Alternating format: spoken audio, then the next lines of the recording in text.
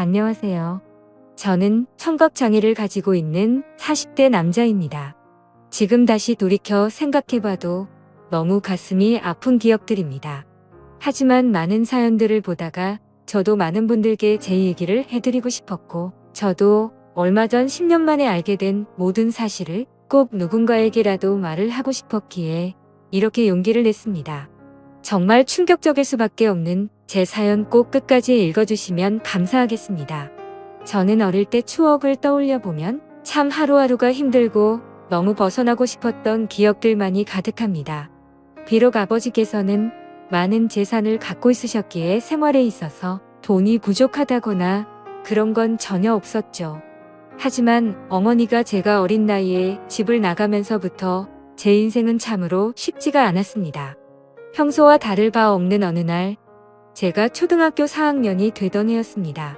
아버지는 갑자기 저보다 2살이 어린 잘생긴 남자아이를 데리고 오더니 제 친동생이니 인사를 하라고 했습니다. 저는 어릴 때부터 많이 왜소했던 터라 그 아이는 저보다 키도 크고 체격도 훨씬 좋았었죠. 알고 봤더니 제 어머니는 아버지의 불륜 사실을 알고 나서 맞바람을 피시고 집을 나가셨던 겁니다. 별로 저에 대한 사랑도 크지 않으셨던 분이었기에 어머니는 열심히 살아라 라는 마지막 한마디를 남기시고는 훌쩍 떠나버리셨죠. 그리고 제 동생의 친어머니는 갑자기 암투병을 겪다가 돌아가시게 되었고, 홀로 남겨진 아이를 내버려둘 수가 없어서 아버지는 저희 집으로 데리고 오셨던 겁니다. 동생은 처음부터 제게 적대심이 굉장히 심했습니다. 자신의 어머니가 돌아가신 게 제 아버지 탓이라고 늘 생각했었고, 그런 아버지의 밑에서 곱게 자라고 있었던 제가 절대로 좋을 리가 없었죠. 집에서도 학교에서도 동생은 아버지가 없을 때면 저에게 짓궂은 장난을 쳤습니다. 저보다 덩치가 훨씬 큰 동생은 2살이 많은 제게 반말을 내뱉는 건 기본이었습니다. 하지만 형이 되어가지고 아버지에게 이런 사실을 이르기에는 너무 창피했죠. 그래서 그냥 아직 동생이 철이 없으니까 나중에는 달라지겠지라고 생각을 했습니다. 하지만 동생의 짓궂은 장난은 점점 도를 넘어서서 학교에서까지 그런 행동들이 생겨나더군요. 그래도 그때까지는 별거 아니라고 치부하고는 저는 참았습니다. 그런데 결국 그렇게 지내던 중 사건이 터지게 되었습니다. 제가 6학년이 되었을 때였습니다. 제 생에 처음으로 두근대는 감정을 느끼게 해준 여자가 나타났고, 그 당시 저는 그 여자를 아주 많이 짝사랑을 했습니다. 그래서 저는 그 친구와 가깝게 지내고 싶었고, 집에서 편지를 쓰기 시작했죠. 몇 번을 지우고 쓰고 반복하다가 깜빡 잠이 들었습니다. 그런데 제 편지를 동생이 방에서 읽었나 보더라고요. 갑자기 동생은 낄낄 웃으며 "너 연희 좋아하는구나. 네 주제도 모르고 고백을 하려고?" 라고 하더군요. 그래서 저는 처음으로 동생에게 화를 냈습니다. 왜 함부로 내 편지 읽고 그러냐며 벽을 하고 뛰쳐나갔죠. 그날 이후로 며칠이 지났을 때였습니다.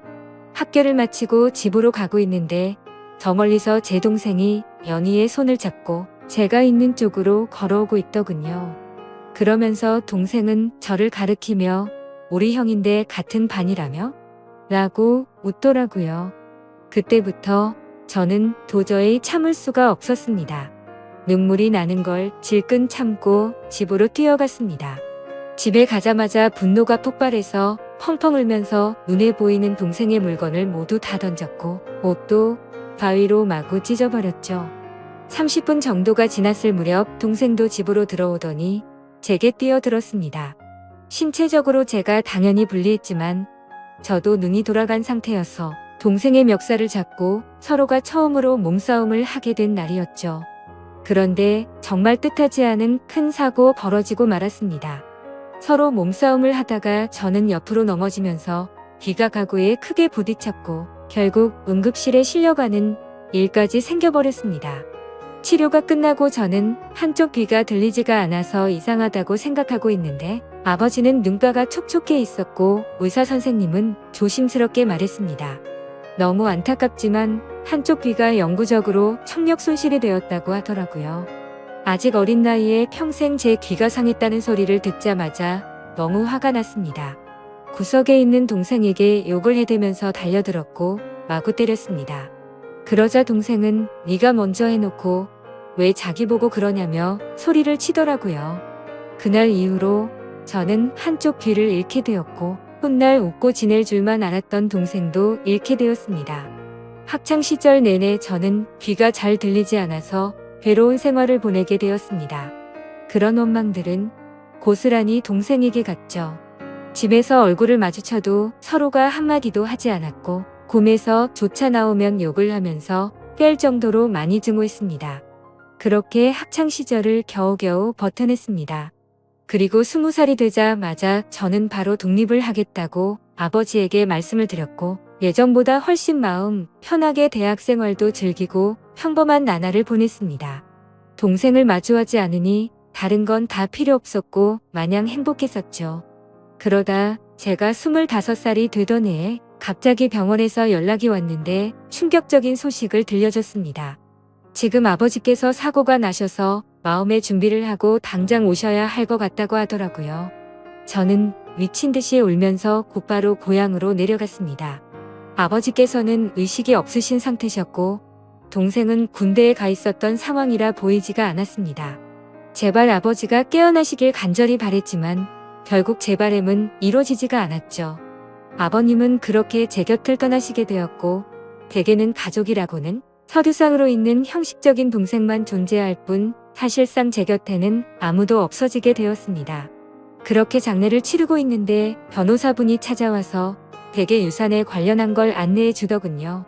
아버지는 제게 미안한 마음이 크셨는지 본인 재산의 90%를 제게 상속하셨고 10%는 동생에게 남긴다는 내용이었습니다. 그리고 제 의지에 따라서 재산을 더 분배할 수가 있다고 되어 있었죠. 동생도 아버지의 소식을 듣고 휴가를 나왔고 저는 그 모습을 보는데 보자마자 욕이 나왔고 도저히 마주치기가 싫었습니다. 그래서 그냥 내가 있을 테니 너는 그냥 눈에 띄지 말고 들어가라고 말했죠. 울고 있던 동생은 네가 뭔데 이래라 저래라냐며 또 티격태격하게 됐고 유산은 어차피 너한테 10%밖에 가지 않을 거니까 그렇게 알고 있으라고 말했고 마음 같아서는 1%도 주기 싫다고 역겨우니까 말도 걸지 말라고 하고는 나와버렸습니다. 그런데 원래 성격 같아서는 날뛰었어야 할 얘가 가만히 있더라고요. 아무쪼록 그렇게 아버지를 떠나보내게 되고 나서 저는 다시 서울로 올라가서 생활을 시작하게 됐습니다. 3년이라는 시간이 금방 흘러갔고 전 아내를 만나게 되었습니다. 저는 청각장애가 있던 터라 평범한 직장을 구하기는 어려웠습니다. 하지만 아버지께서 남겨주신 재산이 있었기에 저축만 해두고 살아도 충분해서 간단한 재테크들만 할 뿐 별다른 일을 하지 않고 지냈었죠. 그런데 어느 날 자주 가던 부동산에서 중개업자분이 저보고 결혼을 해야 할 때 되지 않았냐고 하더니 소개를 시켜준다고 하더라고요. 자신이 아는 분의 딸인데 지금 스튜어디스를 하고 있고 얼굴도 예쁘고 착하다면서 저를 설득했죠. 하지만 저는 여자가 너무 두려웠습니다. 여자들 몇 명이 다가온 적은 있지만 청각장애가 있는 사실을 알고 눈빛이 바뀌는 것도 여러 번 겪었고 저에게 관심이 있다기보다는 제 재산에 관심 있는 여자들이 대부분이었기 때문이었습니다.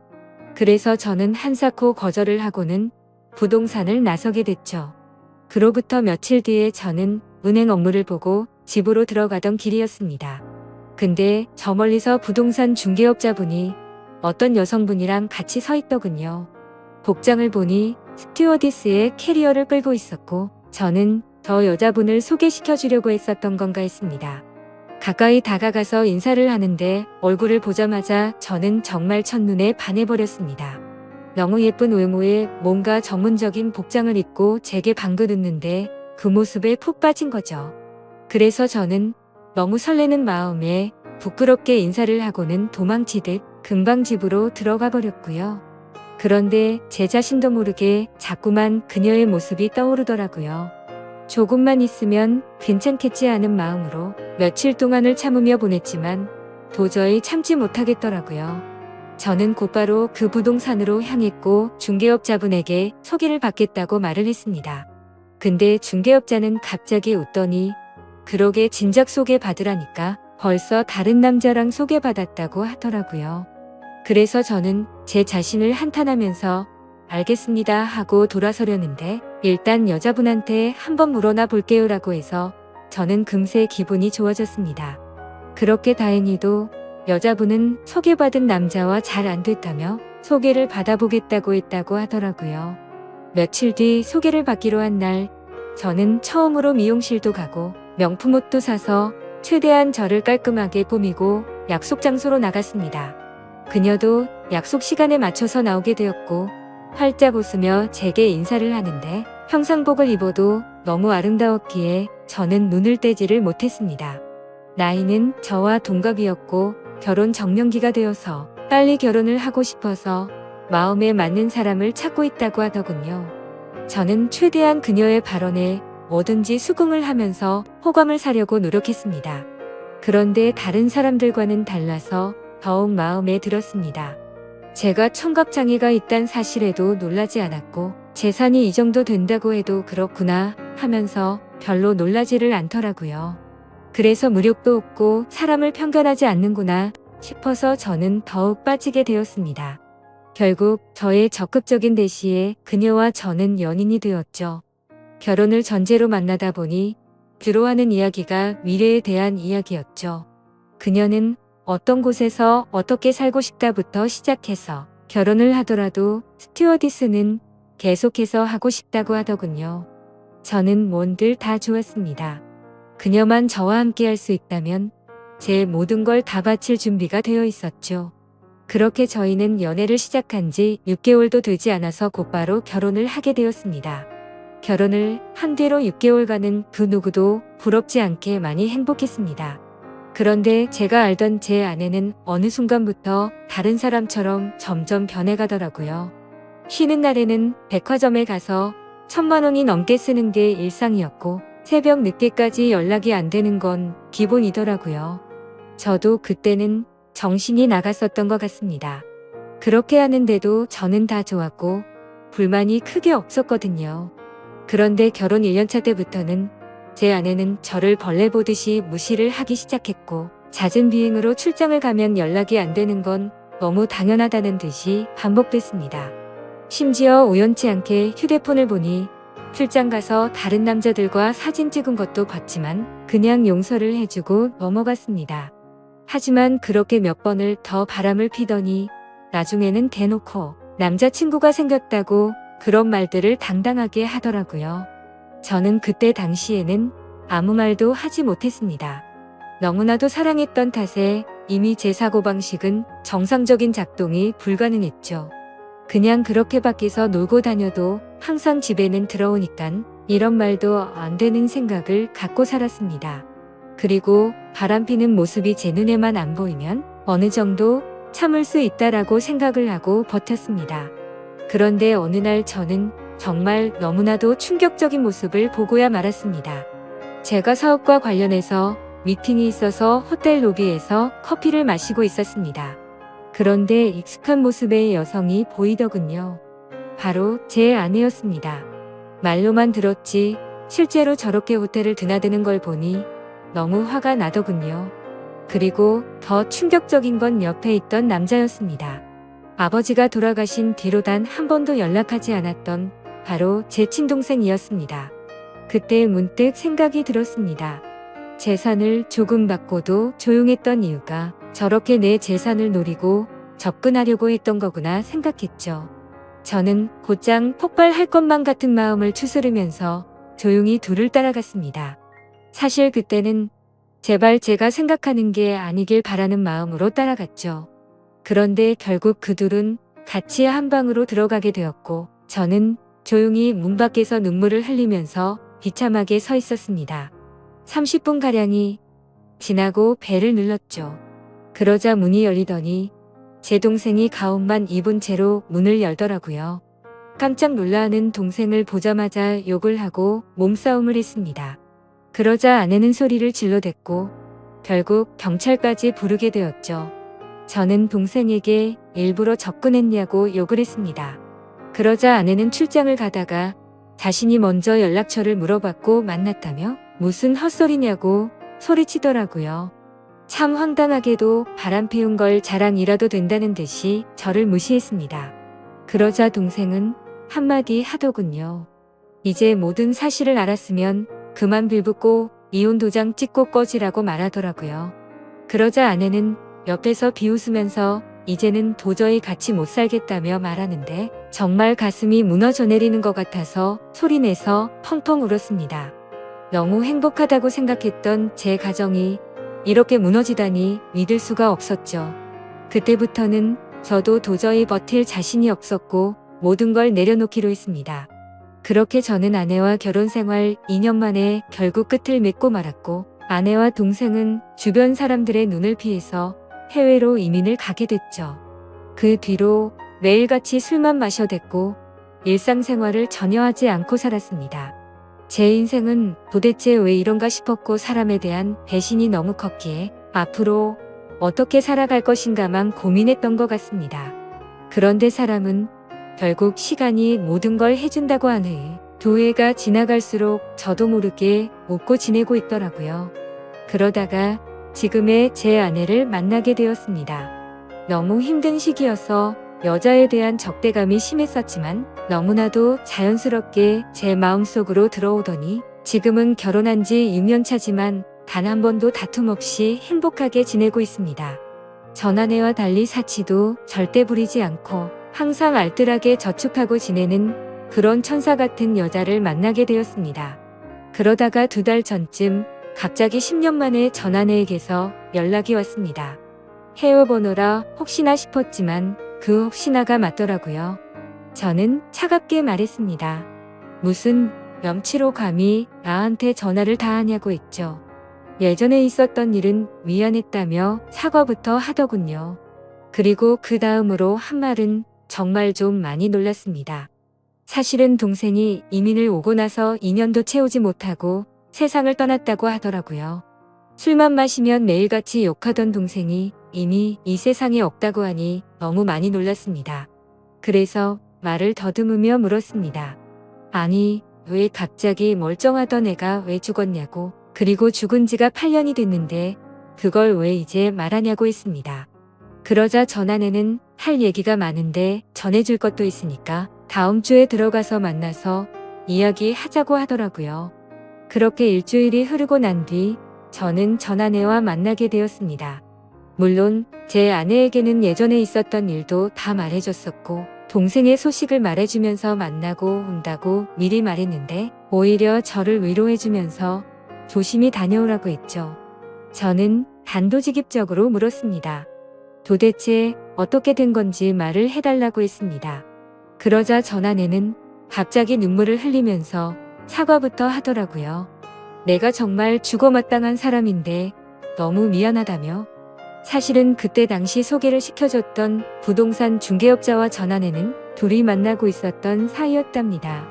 제 재산을 알고 의도적으로 접근을 했었고 그 덕분에 결혼을 하고 나서 제 돈을 흥청망청 쓰면서 몰래 비자금도 많이 빼돌렸다고 하더군요. 그리고서는 말했습니다. 사실 당신 동생을 많이 원망하고 있을 것 같은데 정말 이렇게 계속 살다가는 자신이 미쳐버릴 것 같다면서 용기를 냈다고 하더라고요. 동생과 전 아내는 불륜 사이가 맞았답니다. 물론 그건 전 아내만의 생각이었다고 했죠. 동생은 전 아내와 이민을 가고 나서 곧장 모든 사실을 밝혔답니다. 사실은 암에 걸려서 회복이 불가능한 상태였고 당신을 형 옆에서 떼어내려고 했다고 말했답니다. 그런데 전 아내는 이미 제 동생에게 많이 빠져 있어서 동생이 떠나는 날까지 옆에서 있었다더군요. 그리고는 제게 노트를 건넸습니다. 사실 동생은 절대로 이 비밀을 제게 말하지 말라고 해서 평생 말하지 않으려고 했답니다. 그런데 얼마 전에 한국으로 다시 돌아오려고 짐을 정리하다가 이 노트를 발견했고 내가 이 말을 안 하면 마음에 죄책감이 들어서 절대로 인간으로서 살아갈 자신이 없다면서 주더라고요. 그렇게 전 아내는 미안하다면서 앞으로 잘 지내라고 하고는 자리를 떠났고 저도 차로 돌아가서 침착하고 노트를 펼쳤습니다. 아버지와 저 그리고 동생이 찍은 유일한 사진이 끼어져 있더군요. 일기는 매일같이 쓰지는 않았고 동생의 어머니가 돌아가신 이후로 특별한 날들마다 쓴 것 같았습니다. 제가 청각을 잃은 날 쓴 일기를 보니 동생의 마음을 어느 정도 알 수가 있었습니다. 동생은 저에게 사고를 입힌 뒤로부터 매일같이 죄책감에 시달려 살았던 것 같습니다. 우리 엄마가 떠난 게 형의 잘못이 아닌 거 아는데 내가 왜 그랬을까 자책하면서, 그래서 그날부터는 제게 편한 거라면 뭐든지 해주려고 했더군요. 제가 동생에게 말을 하지 않으니 서로 말을 섞지 않는 게 어린 나이에는 배려라고 생각했고, 그날 이후로 자연스럽게 형과는 돌이킬 수 없는 사이가 됐다라는 글이 있더라고요. 그리고 학창시절 제게 놀림을 줬던 친구를 언급하면서 욕을 적었고 결국에 혼쭐을 내줬던 것 같습니다. 어느 날 동생이 얼굴에 멍투성이가 되어서 들어왔던 날이 떠오르면서 얼핏 기억이 났습니다. 아버지가 돌아가신 이후로는 자신이 눈에 띄지 않는 게 형의 행복이라 생각했고 절대로 다시는 나타나지 않으려고 했답니다. 그런데 가망이 없는 암이 걸렸다는 사실을 알게 되었고 저를 마지막으로 멀리서나마 보고 가려고 했답니다. 그렇게 저희 집으로 오던 중에 전 아내가 다른 남자와 저희 집으로 들어가는 걸 봤답니다. 동생은 제 결혼식도 멀리서 지켜봤었기에 아내의 얼굴을 알고 있었죠. 그래서 당장 뛰쳐들어가서 다 부숴버릴까도 생각도 했지만 제 성격을 너무 잘 아는 동생은 침착하게 자세한 내막을 알아봤고 자신이 나서봤자 제가 이혼하지 않을 거란 걸 알았답니다. 그래서 전 아내를 유혹해서 아무도 모르게 이혼을 시키려고 했는데 그날 호텔에서 우연치 않게 현장에서 걸려버리고 말았답니다. 그리고는 동생이 모진 말을 하자 형이 펑펑 우는데 가슴이 찢어지는 것 같아서 그날 밤새도록 울었다네요. 저는 그 글을 보는 순간 또다시 미친 듯이 눈물이 났습니다. 동생의 마음을 몰라줬던 게 제 자신에게 너무 원망스러웠고 저를 위해서 자신을 희생하고 떠나간 동생이 너무 많이 보고 싶었습니다. 아마도 지금 제 아내를 제 동생이 보내준 게 아닌가 하는 생각까지 들었어요. 그래서 그날 저는 집으로 들어가서 아내를 보니까 어린아이가 된 것 마냥 너무 슬퍼서 소리내서 펑펑 울다. 아내도 함께 울면서 앞으로라도 동생이 저 세상에서 행복할 수 있게 기도하자며 저를 위로해 주더군요. 저는 형으로서 너무 한심했습니다. 어릴 때 실수로 일어난 그 사고를 유연하게 넘어가지 못해서 모든 짐을 동생에게 떠넘긴 것 같아서 너무 미안했습니다. 제 동생도 그 어린 나이에 엄마를 일찍 떠나보내고 모든 게 삐뚤어져 보이는 상처 많은 어린아이였을 뿐이었는데 말이죠. 앞으로 저는 제 동생을 평생 그리워하면서 살아갈 것 같습니다. 이 글을 읽는 분들, 제 동생이 저 세상에서 마음 편히 지낼 수 있게 짧게나마 위로해줬으면 하는 바람입니다. 소중한 시간 제 글을 읽어주셔서 모든 분들께 감사드립니다. 항상 행복하세요.